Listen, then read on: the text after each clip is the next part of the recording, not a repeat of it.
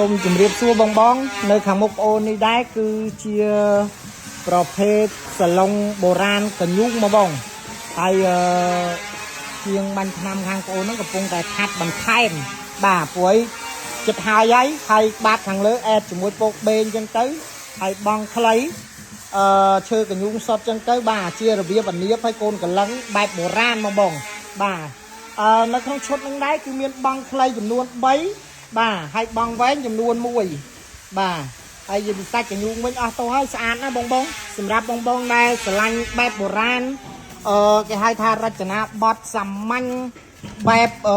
គេហៅថាស៊ីវិល័យបែបបុរាណជាប្រភេទសាច់ឈើលេខ1អាចជ្រើសរើសមួយឈុតនេះបានគឺពិសេសតែម្ដងហើយនិយាយពីសាច់ឈើវិញដល់ក៏ស្អាតណាបងអើយបាទមិនមែនស្អាតតែមួយគឺស្អាតទាំងព្រមទាំងអស់តែម្ដងសម្រាប់បងដែលស្រឡាញ់របស់ពិសេសឈើ VIP អាចជ្រើសរើសមួយឈុតនេះបានបងបាទ